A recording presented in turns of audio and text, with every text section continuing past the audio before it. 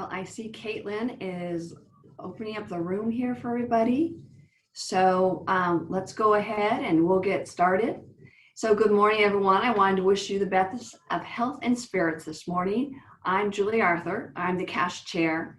I'm the Executive Director of Facilities and Planning for Palm Springs Unified School District. I'd like to thank you for joining us on our monthly virtual meeting. And also I'd like to welcome any first-time attendees or new members. If you'd like to be recognized, please introduce yourselves using the chat box. Make sure to message all panelists and attendees by using the drop-down menu, and please do the same if you have questions during our state agency update. What I'll do is if I see any of these come through, then I'll go ahead right before we skip on forward and just kind of recognize you a little bit, and glad that you're here joining us. So for those of you who joined us earlier this month for the first ever virtual fall forum, thank you. Our survey results indicate that it was a pretty good success. The information was relevant with updates and issues, and our breakout sessions were pertinent to our facilities area. So a big thank you also to all of our sponsors for their additional support for the virtual conference. It helped with the ability to bring it forward. So next, check your inbox for our CASH Weekly Update email newsletter, which covers events, workshops, conferences, a summary of the latest news, and professional opportunities, and so much more. So keep your eye out for those. We know you get a lot of stuff on your inbox right now.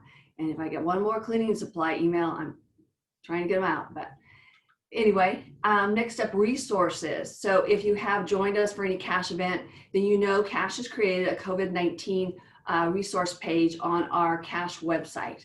It's got information from our state agencies, our webinar content, news articles, and more. So if you have a chance, check it out. New stuff gets added weekly.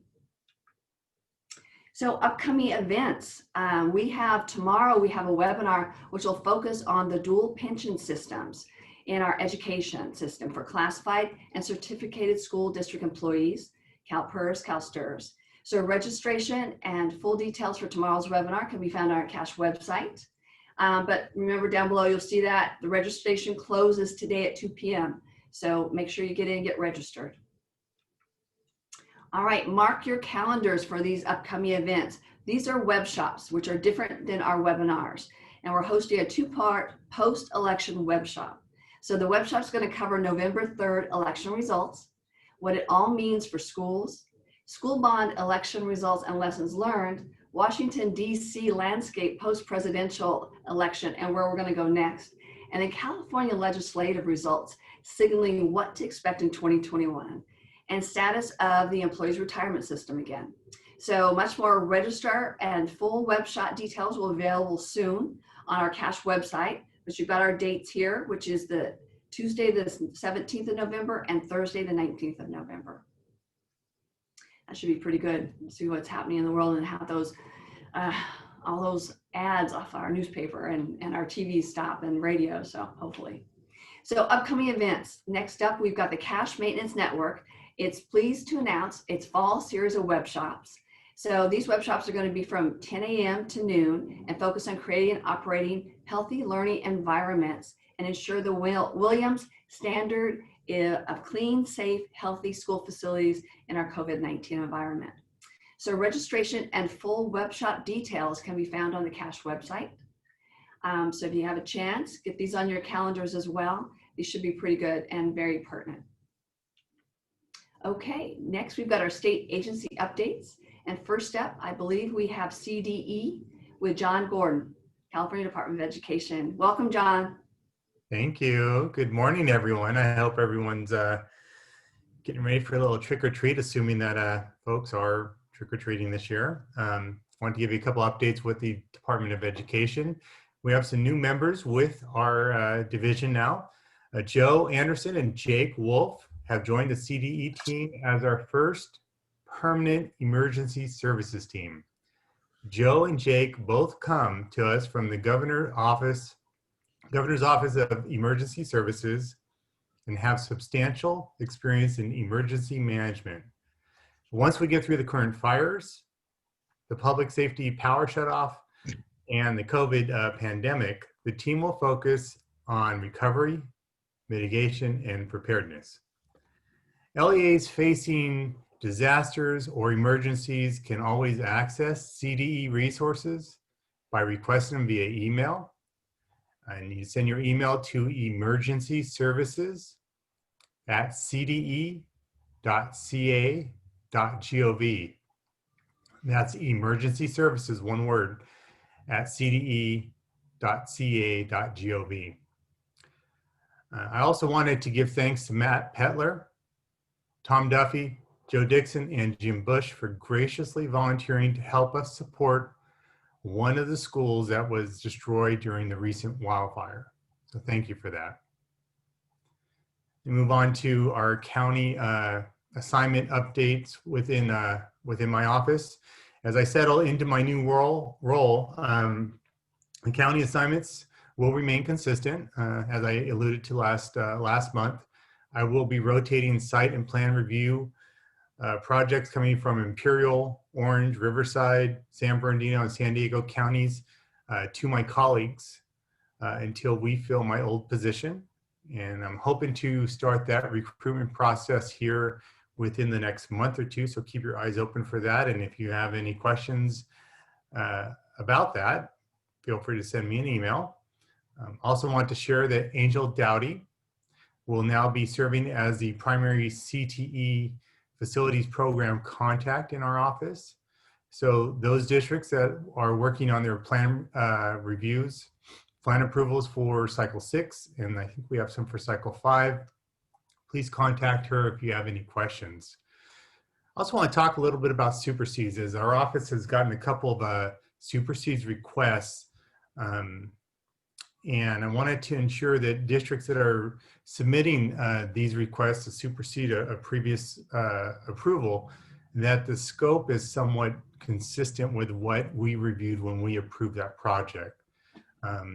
We will not be adding on additional types of work into an old approval. So say for instance, maybe a school district did a modernization project a couple of years ago for 3 portables. So they replaced 3 portables, it got approved. And then, they decided they want to do fire alarm upgrades. Well, fire alarm upgrades is a different scope of project. We will not be superseding and including that as our approval. So you would need to submit the fire alarm as a separate project to us. So if you have any questions, feel free to reach out to me as we work through these. And then finally, I wanted to talk about the Green Ribbons recognition program. The deadline has been extended to November 16th at noon. Please, do not let this COVID-19 dissuade you from, or your district from, potentially participating in this recognition program. Our reviewers will be taking into consideration challenges that have resulted from this pandemic. So as applicants can actually get credit for pre-pandemic efforts. So make sure you document those things of what has gone on before and the efforts into that. So if you have any questions regarding that, please contact George Garcia in my office, as he is our contact with that. And with that, that's the CDE update. Thank you, John. Appreciate it. Great job on there. And I like your picture. I really wish you were out in the mountains out there behind you. That's gorgeous. I'm sure there's a few that would like to throw me off the mountaintop, but that's a different discussion. Oh, super. All right, next up, we've got Office of Public School Construction with Lisa Silverman. Hi, Lisa. I'm pretending I'm in my office, but I'm actually at my home office today. So good morning. How's everyone doing? Who wants money today? Yay! Well, there's going to be a big bank account handing out money today. So it's great news today. The board's going to take action on the apportionment. So there's 302 projects that the board's going to be taking action. Again, $976 million. So that's, again, great news. And we're happy that this is moving forward. So, and again, we're going to highlight that in the executive officer statement, but just a reminder, and our folks we do a great job collaborating with districts. Just again, the 5005s and the fund release requests are due to our office on January 26th. So again, just to remind folks, the fund release requests will be due then. But we also want to highlight too that as of the last month from the last board meeting, we did have a governor's appointee was announced, and Jeremy Smith, he is the new governor's appointee, and he will be attending the first meeting today. So we will welcome Jeremy in his new role as the governor's appointee. So this is great news. Now we have a full complement of board members. And so again, we're keeping it light just for his benefit. No, it's actually pretty nice to have a light meeting today. So we're welcoming Jeremy today. And then the other action item today is the full day kinder amendment to the regulations. And I know last year we took regulations in October because we were working ahead thinking that there was $300 million scheduled in this budget year, but obviously there was changes to that, and so different priorities. So we made some regulation proposal amendments to strike out any references to the 300 million.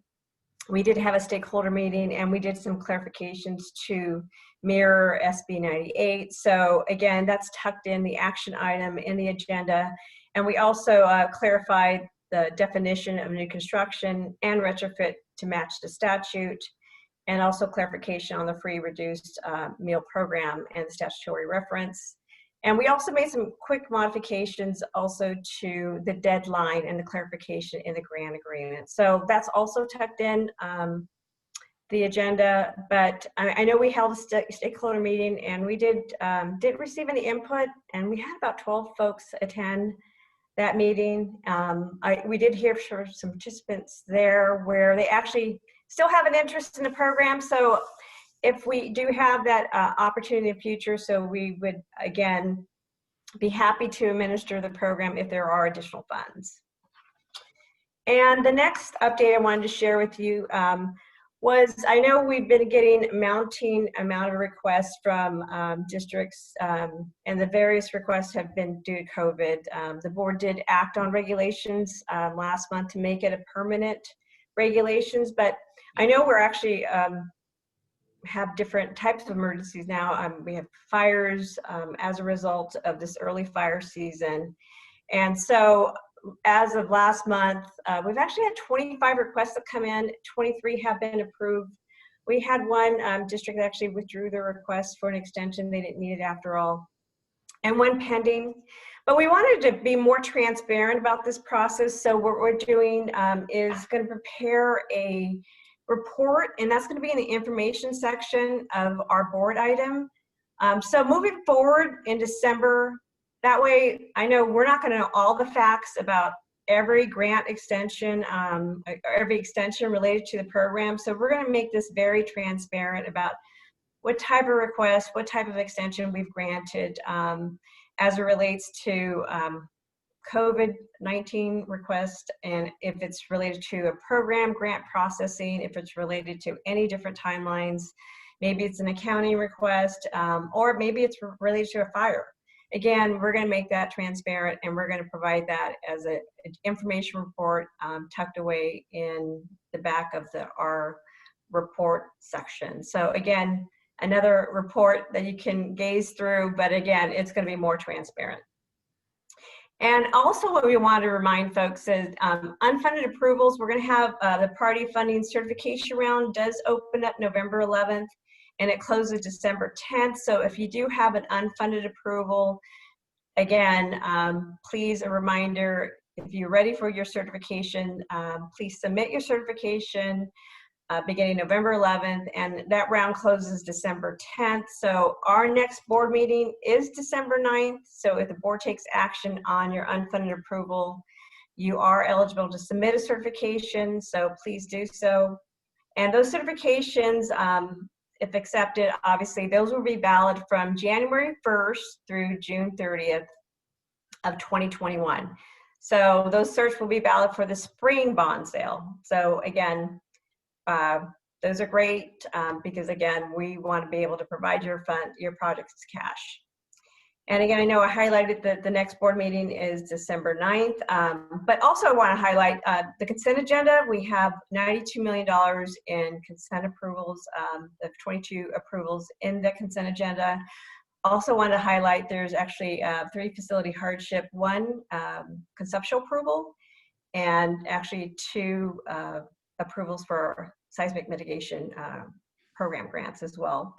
And just another note, we have nearly $2 billion of projects on the acknowledged list. So I know we're still accepting projects on the acknowledged list since, again, we're not processing additional applications received at this point in time. But again, we do have enough applications in-house that we are processing that workload still. So again, we wanted to highlight that we are accepting applications via the acknowledged list for new construction and modernization. And I know there's been a series of fires, and we have been working with the Department of Education. So again, we also submitted, we did an email blast on October 1st, just to remind folks that we definitely want to help out and want to be part of the process. So just to remind districts that, again, if you have damages to your project or to your properties, and please submit an insurance claim, but just kind of walk folks through the process, because I know we don't have emergency funds, but again, if you do have some gaps in your fire insurance and other programs that you may have sought assistance for, again, we're willing to help and see what we can do to shore up those gaps. And I know we've got a few meetings lined up with Department of Education and with school districts that have actually had some impacts to, as due to the recent fires. So again, if you're not familiar with that email blast, again, if you're having some troubles and have some damages to your schools, please reach out to us. We would be more than happy to assist you to see if you're eligible for a facility hardship program. But again, I know is there a question out there? I think I thought I saw something in the chat. And that's the update I have. So if there's any questions, please feel free to ask. Thank you, Lisa. I'm not seeing, Tom, do you see anything in the chat? I think Chris said, oh, extending the PIF finally around as it did this summer. Well, I think as of right now, we haven't considered an extension at this point in time, because I know folks, it seemed like when everything did shut down, we had some significant impacts, and it was an adjustment even for staff. But it seemed like folks have migrated to seem like a norm environment working remotely. So at this point in time, we haven't talked about adopting an extension at this point in time. But it seems like things are operating in somewhat of a normal environment. But again, we'll see how that plays out. But again, we haven't talked about whether or not we're going to provide an extension at this point in time. If there's any other questions? Who's standing in line for money? Great. Who's going to submit a certification after today's board meeting? That's Yeah, right. let's hopefully get the 302 in or 308 in immediately. So again, so we can award your cash right away. But we're also working on some fun new projects. One of those is actually electronic funds transfer. So yeah, that's some fun stuff. And again, we're trying to provide more electronic processing. So more to come in that area. So stay tuned. Some more neat features we're going to have on OPSC Online as we develop more in the future. So we may be eliminating a lot of PDF forms and documents. Looking forward to that and that announcement coming in the next few months. So we're super excited about that. But I don't want to tip our hat just yet. So, but more announcements in the next few months. But anyway, thank you for having me today. And we'll have a short meeting with cash to hand out. Great, great. All right, thank you so much, Lisa. Appreciate that. Bye. All right, bye-bye. So, come on, little slide. Well, like I am frozen. All right, so I'm frozen right now, but I'm gonna, for some reason, it's not letting me advance my slide.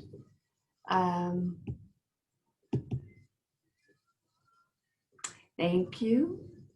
All right, next up, we have our legislative, thank you. We have our legislative regulatory and maintenance network updates with Rebecca Curley and Ian Padilla, who will be providing an update on the current legislative and regulatory issues and maintenance network update as well. Welcome, Rebecca. Hi, Julie. Good morning, everyone. How exciting to hear about the OPSC Venmo account. I love that. Electronic funds, the wave of the future. Yep. Good morning, everyone. Julie mentioned at the top of the meeting that we do have an election coming up and that Cash is closely watching what is happening both at the national level as well as at the state level.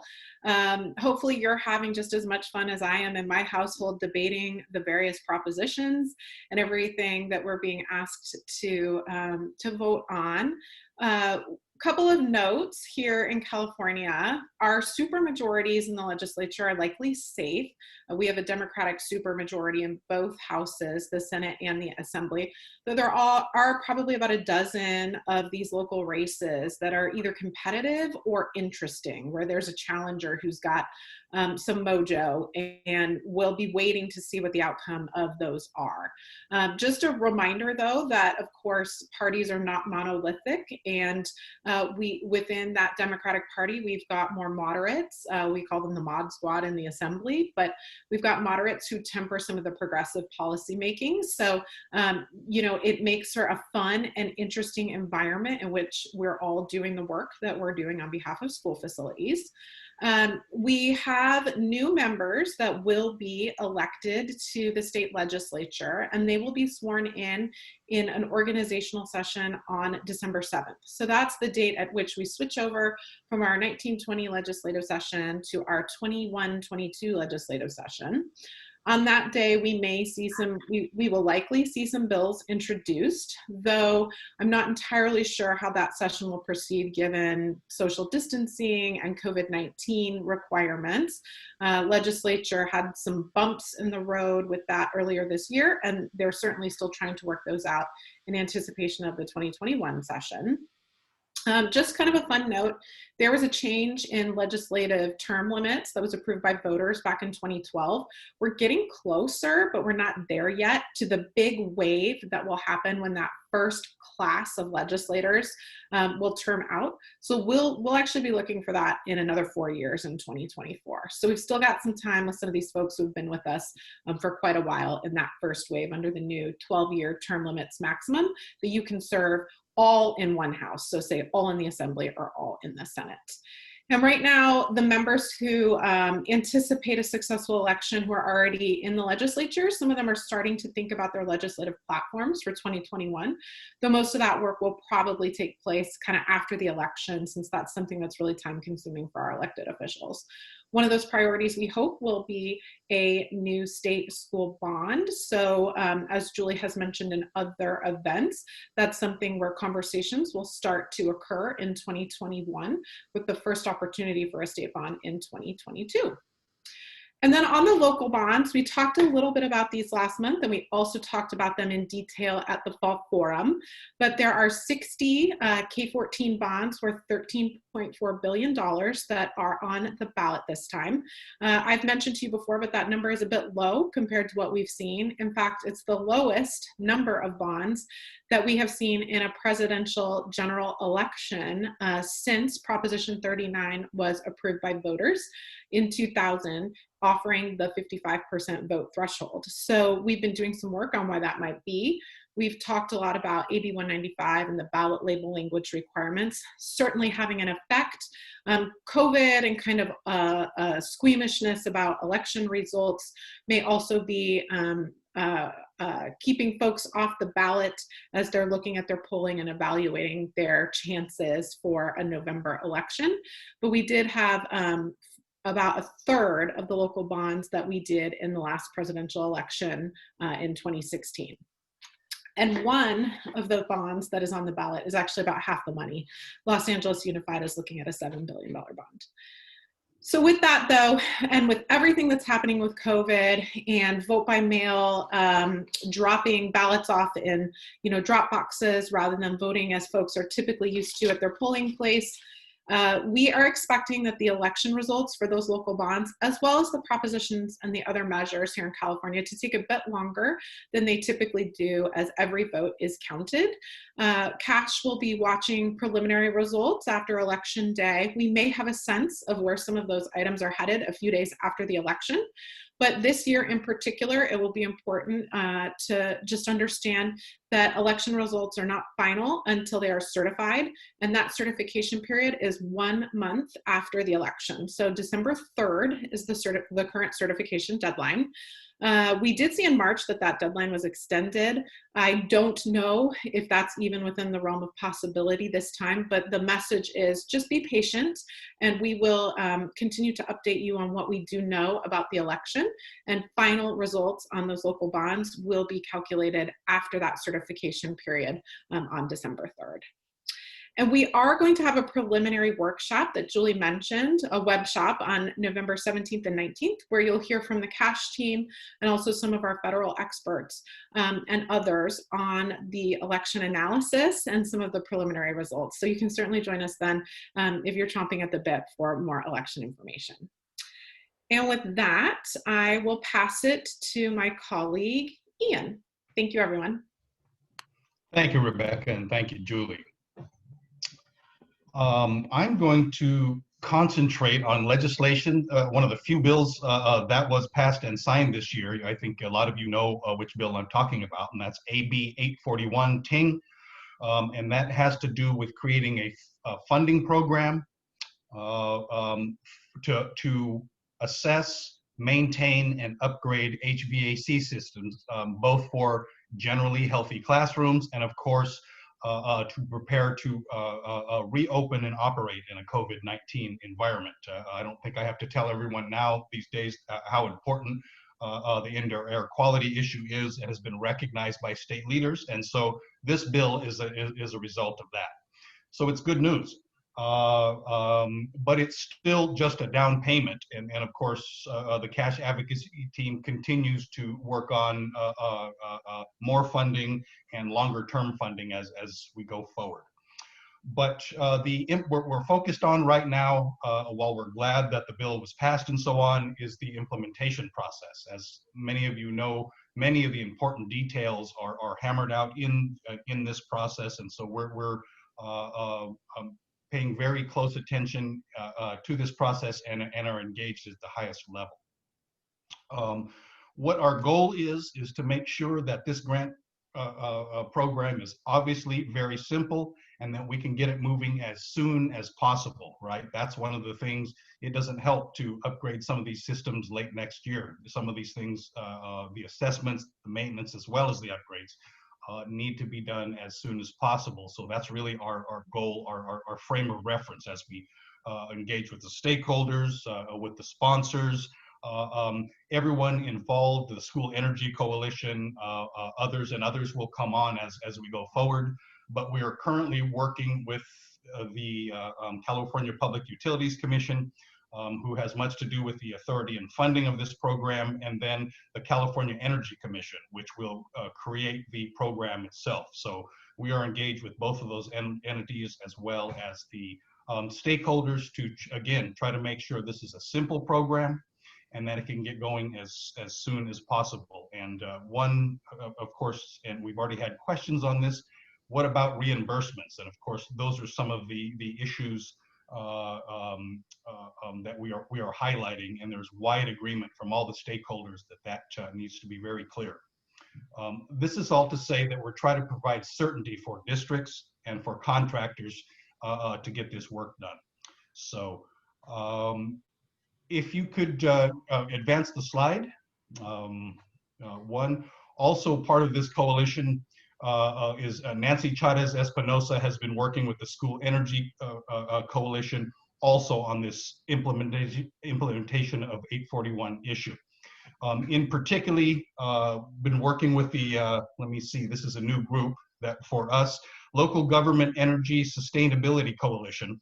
And they do much what the School Energy Coalition does for schools with the municipalities. And so there are some common goals, and so they're working together on that, also with the CPUC and the SEC, and there's wide agreement among our stakeholders about some of the things we want to raise. Just quickly, what are the details of the program? We want to clarify some of the contracting review and approval process to make sure that there's no slowdowns in the state agency review process, making sure that it's clear that DSA won't be triggered, for instance, in many of the assessment and initial projects, things of that nature, again, to make sure that we can get these projects going. And the School Energy Coalition has been working with CASH and this other emerging implementation group to try to get this done. The last thing I'll say is it's moving very fast, and that's why we're engaged now. The number one question is basically, when will this program be up and running? When can we do applications? Well, as far as we've heard, we've been asking the same questions of folks all the way through.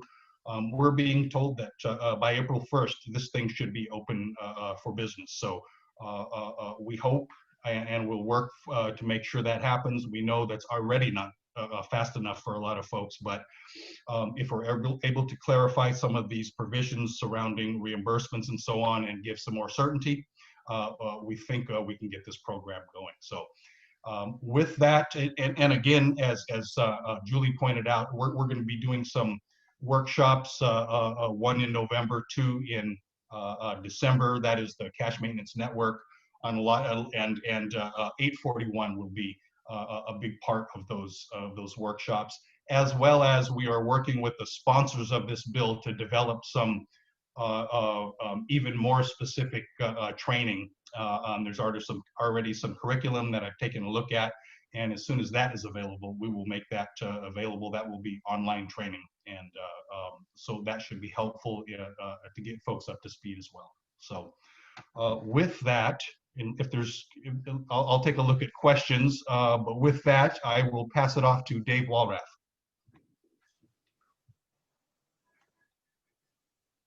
Hello. Thank you, Ian. For Californians for School Facilities, we are the lobbying effort in Washington, D.C. for federal funding for school facilities. The issue of infrastructure is continuing to be discussed in Washington, but they have been kind of involved in other issues during the past month and 2 months. We hope that after the election, the federal government will start looking at a new stimulus program, and that stimulus program will include infrastructure. Mainly because it's a jobs issue. The filing of unemployment claims is continuing. The rate of job growth has been declining. Consequently, we believe that there will be understanding and consideration for public infrastructure, and the House of Representatives has been clear that if there is such a package, they want schools included. Hopeful that there will be action between now and the 1st of January when they come back and start looking at their federal funding issues, both for stimulus and continuing funding for the operations of the federal government. We will keep you updated.